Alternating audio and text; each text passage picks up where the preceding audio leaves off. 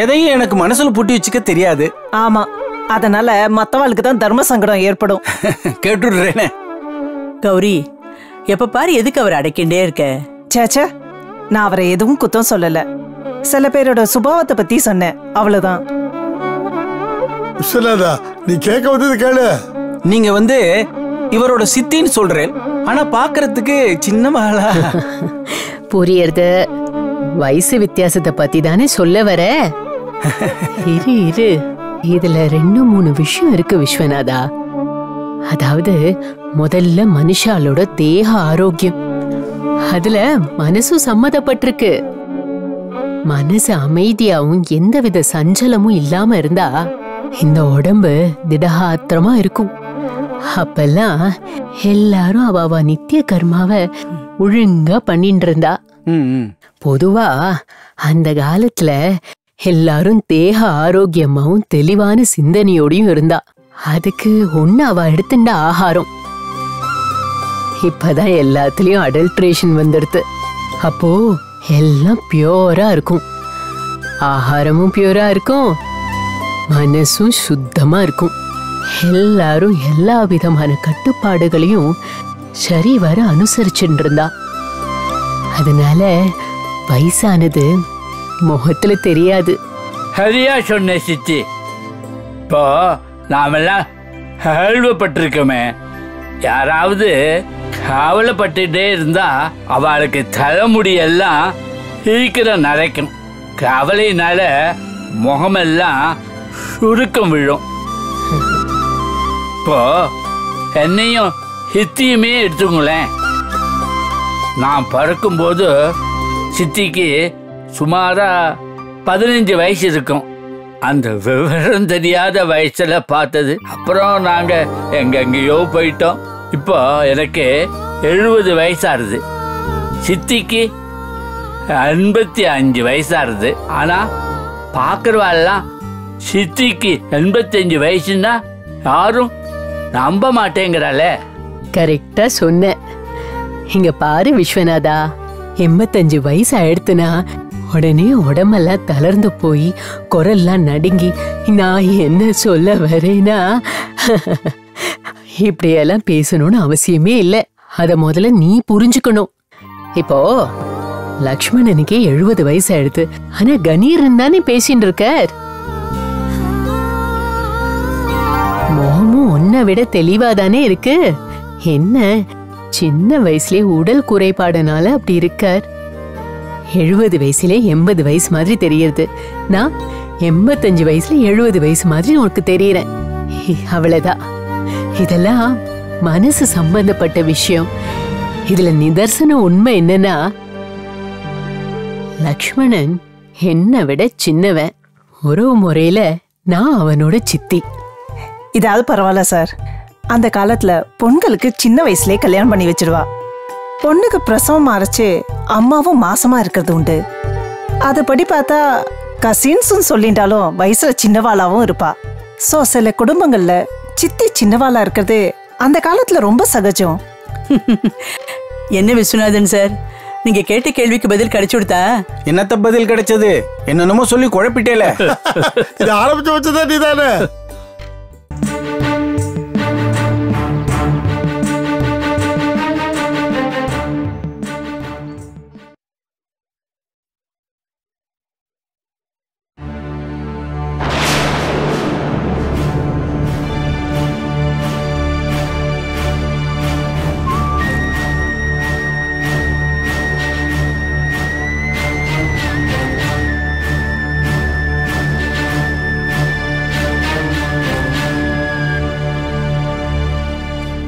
संतान रामा,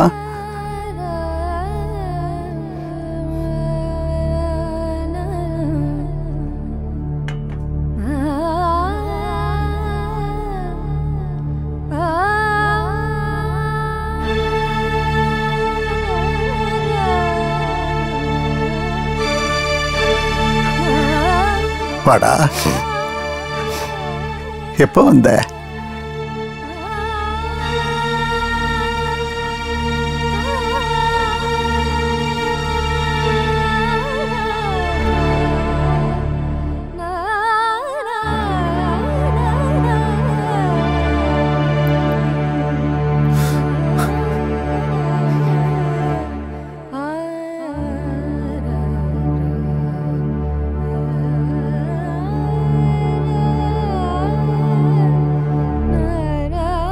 विवादिये भार्गव वैश्वामित्र कौशिक त्रयाऋषि वैदघम्य सावेदस त्रयाश प्रवरामिद वादुलगोत्र आवस्तम संदर्भ संतानराम शर्मा नाम अहमस्मि दीर्घायुष्मान भव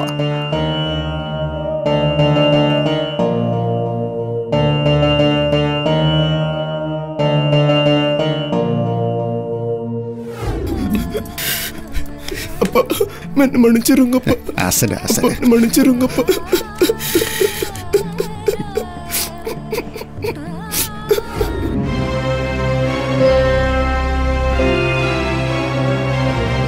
संतानो इनिमे நான் உன்னை பார்ப்பேனாங்கிற எண்ணம் ஆதங்கம் உள் மனசுக்குள்ள இருந்துட்டே இருந்தது. உணர்ச்சிகளை எத்தனை நாள் கட்டுப்படுத்திட்டே இருந்தேன்.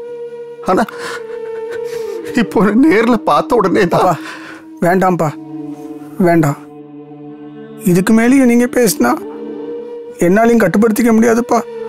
சரி சரி சரி, இப்படி எல்லாரும் உணர்ச்சி வசப்பட்டோம்னா அப்புறம் சந்தானத்தை பார்த்த சந்தோஷம் வருத்தமா மாறிடும்.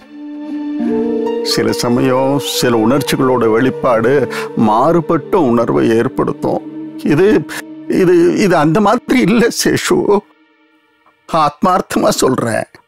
சந்தானராமனை இங்க இப்ப பார்த்தது எனக்கு மனசு நிறைவா நிம்மதியா சந்தோஷமா இருக்கு. ஆமா, அம்புஜத்தையும் குழந்தைகளையும் ஏன் அழைச்சிட்டு வரலையா கேள.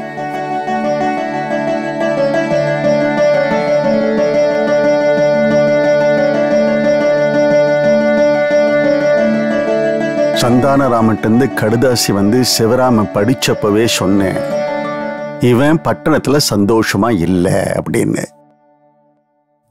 அப்படி ஏதாவது பிரச்சனை இருந்தா இவனா விருப்பப்பட்டு சொன்னா சொல்லட்டும். இவனை கட்டாயப்படுத்தி கேட்டு ஒரு தர்ம சங்கடம் வேண்டாமே. அன்னைக்கு அப்பாக்கு என்ன சொல்றதுன்னு புரியலையா. அவர் அங்க போனது குடும்பத்துல எல்லாரையும் பார்க்கணுங்கிறதுக்காகத்தான். குறிப்பா அவ அப்பாவை, அதாவது என்னோட தாத்தாவை. அதுவும் சேஷு அங்க இருக்கிற எல்லாமைய விவரிச்சு உருக்கமா அரிதாச்சு போட்டிருந்தார். அத பாட்டத்திலேருந்து அப்பாவுக்கு இருப்பே கொள்ளல. உடனே கிளம்பி பாலூர் அக்ரஹாரத்துக்கு போனார்.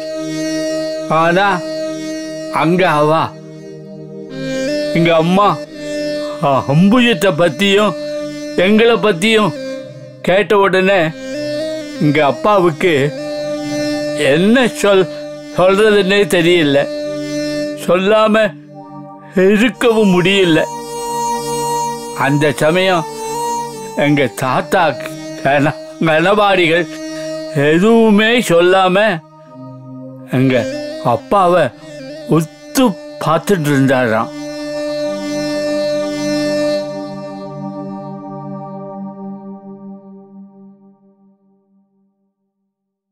அத்திம்பேர், நானா சுயமா சிந்திக்காம அவசரப்பட்டு எடுத்த முடிவுனால இப்போ அவஸ்தைப்பட்டு இருக்கேன். பல சமயங்கள் நான் நினச்சி பார்த்தது உண்டு, நான் எடுத்த முடிவு சரிதானான்னு. சொல்லப்போனா இதெல்லாம் நானா எடுத்த முடிவு இல்லை, எடுக்கப்பட்ட முடிவு.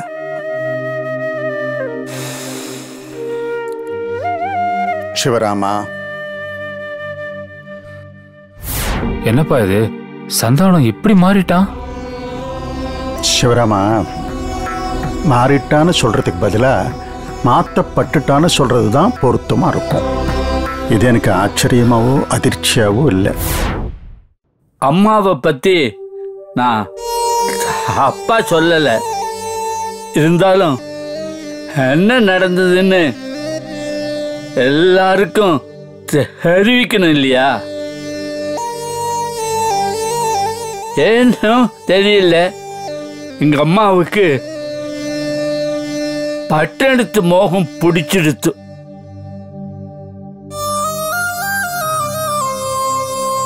அதனாலேயே எங்க அப்பாவுக்கும் எங்க அம்மாவுக்கும் பொழுது விடிஞ்சு பொழுது சாஞ்சா மனஸ்தாபங்கள், வாக்குவாதங்கள், இதுதான் அவளுக்கு வாழ்க்கை என்ன ஆயிடுத்து.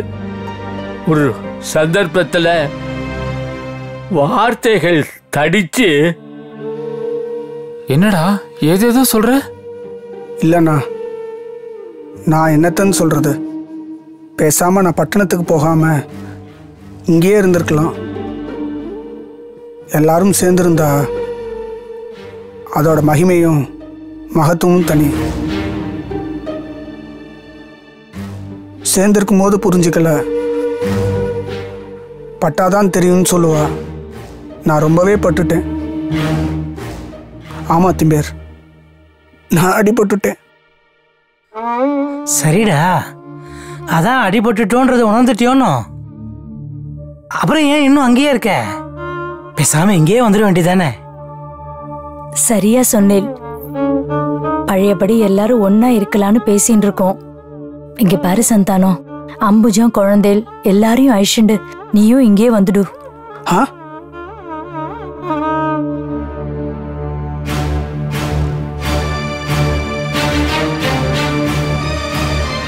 அது சாத்தியம்னு தோணல.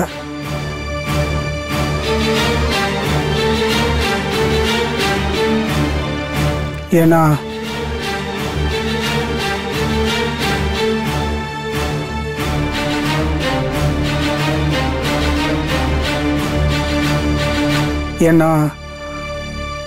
அங்க நிலவரம் ஒரு கட்டத்துல, அதாவது 1940 அங்க அம்மாவோட சேர்ந்து வாழ முடியாதுங்கிற அவநம்பிக்கை இங்க அப்பாவுக்கு வந்துடுத்தான். என்னடா அது அச்சான்யமா பேசிண்டு? நீ ஒன்று பண்ணு, முதல்ல நீ எவ்வளோ நாள் இங்கே இருக்க போற? அது நான் உடனே கிளம்பி ஆகணும் திம்பேர். குழந்தைகளை பக்கத்தாத்துல விட்டுட்டு வந்திருக்கேன். என்னது, குழந்தையோட பக்கத்தாத்துல விட்டுட்டு வந்திருக்கியா? அம்புஜம் இல்லையா? அம்புஜம்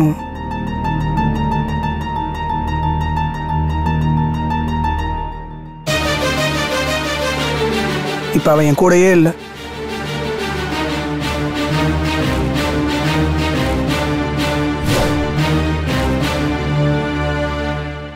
அதை பத்தி எல்லாரும் முன்னாடி என்னால பிரஸ்தாபிக்க முடியாது. ஏண்டா, என்ன ஆச்சு?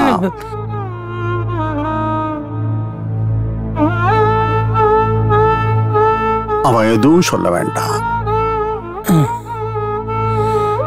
சரி, அம்புஜம் இல்லைன்னு ஆயிடுச்சுனா நீ குழந்தைகள் ஆயிடுச்சுனா வந்து நிரந்தரமா இங்கேயே தங்கிட வேண்டியதானே? இல்ல திம்பேர், இனிமேல் நானே சுயமா முடிவெடுக்கிறதுன்னு தீர்மானம் பண்ணியிருக்கேன்.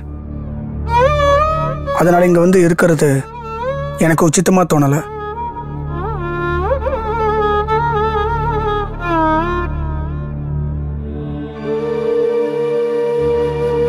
அதுக்கு பல காரணங்கள் இருக்கு. காரணங்கள் என்னன்னு சொல்லவே இல்லை. 2 நாள்ல கிளம்பி அப்பா இங்க வந்துட்டார். அப்பாவுக்கு பட்டணத்துல வசிக்கிறது பிடிக்கவே இல்லை. இருந்தாலும் உடனே பட்டணத்தை விட்டு கிளம்ப முடியாத சூழ்நிலை. கொஞ்ச நாள் பல்ல கடிச்சுட்டு இருந்தார். அப்புறம் இங்கே இருக்க வேண்டான்னு தீர்மானம் பண்ணி வேற ஊருக்கு கிளம்பினோம். அது ஒரு தனி கதை. அன்னைக்கு இதே மாதிரிதான் ஒரு தனி கதைன்னு சொன்னேன். அதை இன்னைக்காவது சொல்லுங்களேன். விஸ்வநாதா, விட சொல்லணும்னு நினைச்ச அவளே சொல்லுவா. எப்போ சொல்லலையோ அவளை வற்புறுத்தி தெரிஞ்சுக்க கூடாது. கௌரி சொன்ன மாதிரிதான் அதெல்லாம் நடந்து முடிஞ்ச கதை. இப்போ நாம எல்லாரும் ஒன்னா இருக்கோம் இல்லையா? அந்த சந்தோஷம் தான் நம்மளுக்கு முக்கியம். அப்புறம் நாங்கெல்லாம் இப்போ கணபதி அக்ரஹாரத்துல தான் இருக்கோம். கல்கட்டால இருந்து வந்து அக்ரஹார வாழ்க்கை பிடிச்சு இப்ப அங்கேயே செட்டில் ஆயிட்டோம். நீங்க அவசியம் எங்க ஆத்துக்கு வரணும். எங்க மனுஷால் எல்லாம் நீங்க பார்க்கணும். வரேன் வரேன். இப்பதானே நம்ம எல்லாரும் சந்திச்சிருக்கோம். இதுவே மனசுக்கு ரொம்ப சந்தோஷமா இருக்கு. அடுத்ததா நம்ம சொந்தக்கார ஒவ்வொருத்தரையும் தேடி கண்டுபிடிச்சு அவளையும் போய் பார்த்துட்டு வரணும். நம்ம உறவை பலப்படுத்திக்கணும். இதுல இன்னொரு விஷயமும் இருக்கு. நான் விக்ரம சந்திச்ச போது அவன் பிரியாங்கிற பொண்ண லவ் பண்ணிட்டு இருக்கதா சொல்லிட்டு இருந்தான். அதெல்லாம் அவ அம்மாவுக்கு விக்ரம் பிரியாவை லவ் பண்ணா சரி, ஆனா ராஜேஷும் பிரியாவை லவ் பண்றான். அப்படின்னா உங்களுக்கு பிரியாவை நன்னா தெரியுமா? என்ன இப்படி கேக்குற? பிரியா ஹாத்துக்கே நான் ஒரு தடவை போயிருக்கேனே. Is it? அப்போ பிரியாவோட ஆத்துல மச்சமுள்ள ராமர் படம் இருக்கிறது உங்களுக்கு தெரிஞ்சிருக்கணுமே. அப்படியா?